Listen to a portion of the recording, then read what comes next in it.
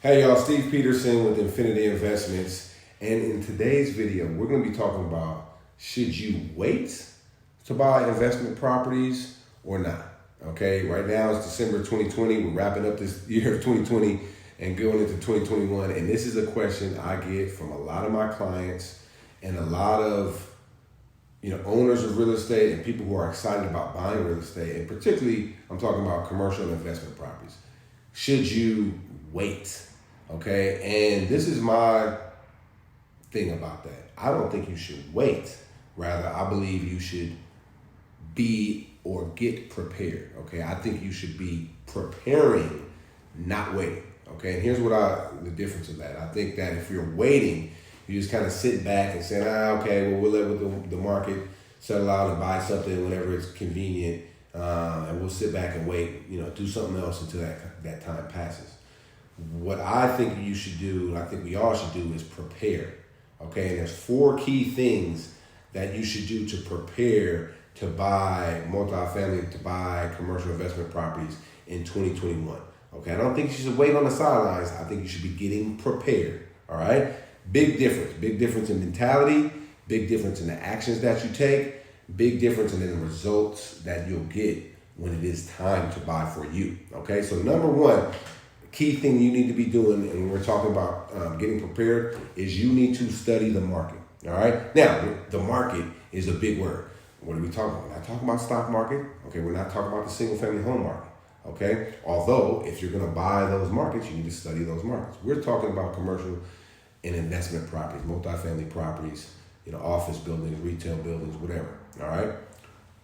You got to study what's going on in your market. Okay, and particularly some of the key indicators. Where are cap rates at today?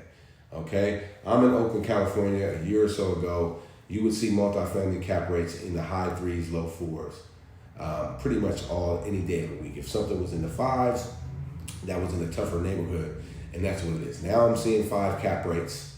I even saw a couple of 6 cap rates, a couple of advertised 7 cap rates. I don't know if that's real or not, but advertised. And so the cap rate's a little bit different. What are the price per units? Where are properties trading on a price per unit standpoint? Where are the rents in that market? Okay, and you can go on Craigslist just to see what people are renting out apartments for. You can go on LoopNet or CoStar to see what are they renting commercial space out. So you really want to understand the market that you're in, particularly in the key indicators. We talk about cap rate, price per unit. Some people like gross rent multiplier. All right. What are the average, rents for 2 bedrooms, 3 bedrooms? What is that? And you really got to dial into that. So that requires research and that requires work. And a lot of us who are in the business, been in the business, feel like, hey, we know the market. But here's the deal about that, y'all. The market is shifting and changing on a regular basis in apartments, in retail, in office, industrial, all these different segments. It's changing, right? And in this COVID environment, hey, some rents are going down, some rents are going up, all right, depending on the sectors, depending on your area. So number 1 is study your market. Don't just sit back and wait. Really got to know, okay, what's been listed, days on market. Are properties taking longer to sell? Are they selling faster with multiple offers? Okay, are we seeing a lot of price reductions? You got to become an expert on the market. And I think that's something you got to do on a daily and a weekly basis, all right? So that's what we're saying. Be prepared, don't wait. Get prepared, don't wait. So know your market, okay?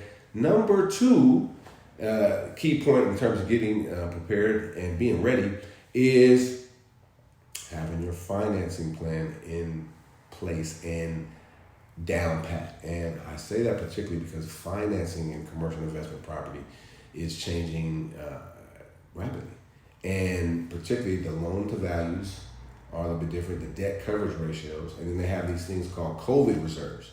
So COVID reserves is money that you have to put on in a reserve account to whatever COVID dies down, and typically that's anywhere from 6 to 12 months of mortgage payment. So the banks want you to put 6 to 12 months of mortgage payment to the side, COVID reserves, to make sure second shutdown happens, maybe the stimulus money doesn't get rolled out fast enough, that you can pay that mortgage, all right? So, and here, that's just what it is. So you need to know, hey, if I'm gonna buy in this market, what are the lending options today talk to a couple different financiers, really get down pat what you're going to do in terms of financing, okay? What kind of a loan do you want to get? Do you want to get a 5-year, a 10-year? Do you want something where, okay, there's not recourse? If there's not recourse, you got to, there's some additional steps for that. So really having that plan. Now that doesn't change, by the way. That's whether we're in a pandemic or not. You got to be on top of that. But the reason I say you really have to dial into what your financing plan is going to be is because it's changing. It may be different than it was today, 2 months from now. January 2021 may be different than December 2020. So you kind of got to stay up on that. And I think if you have a good mortgage broker, if you have a good banker, they're going to keep you in the know on that and they're going to keep you up to date. But you want to stay in communication with them as well. You really have to have that financing down, because when and if a good deal comes across your desk in 2021, like I believe it will, that's why I'm saying be prepared.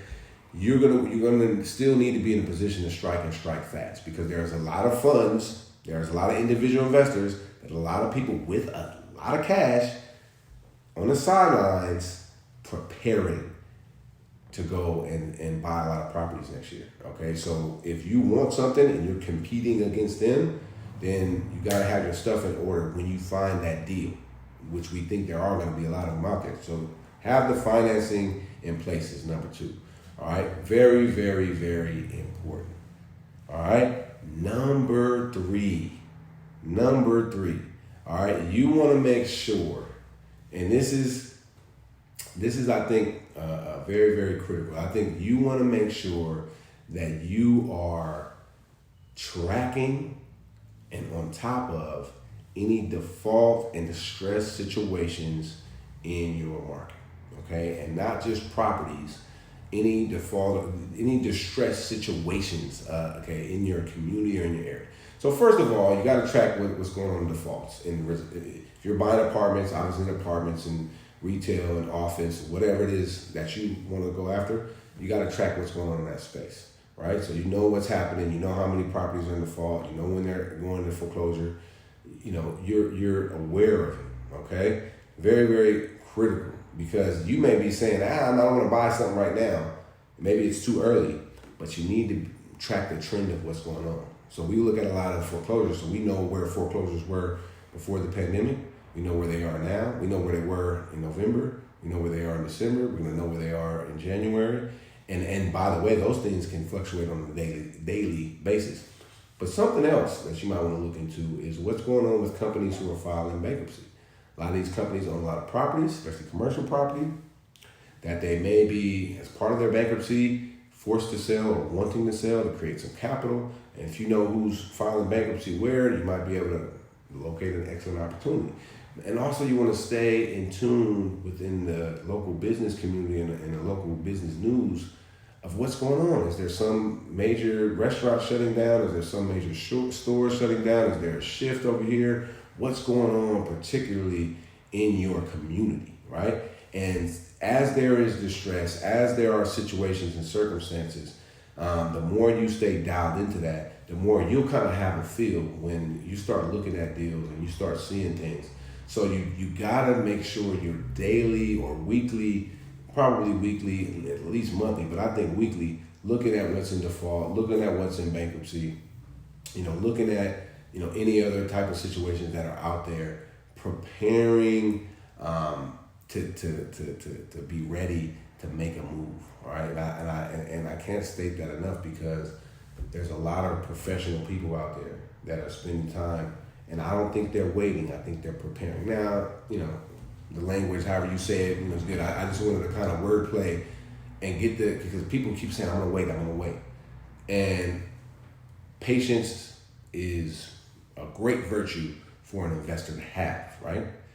But waiting does not mean sitting back and chilling.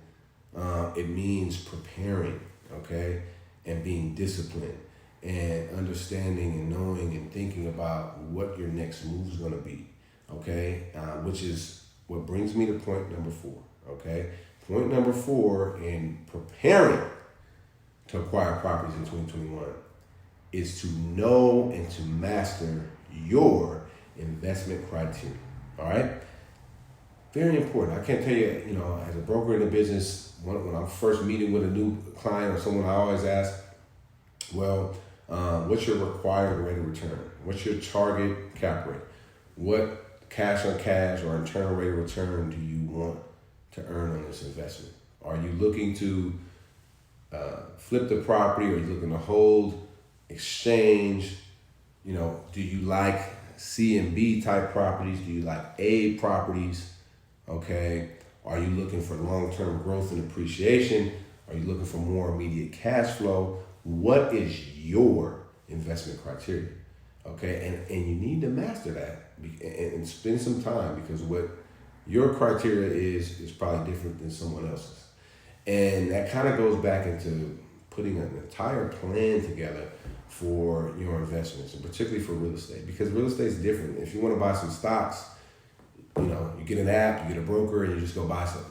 All right. You say, hey, I want to buy a 20-unit apartment building, where you got to hunt that building down. You got to find that building. You got to negotiate for it. You got to go into escrow. You got to get financing. Or if you got cash, you still got to go through escrow and pay cash for it. It's a process, right?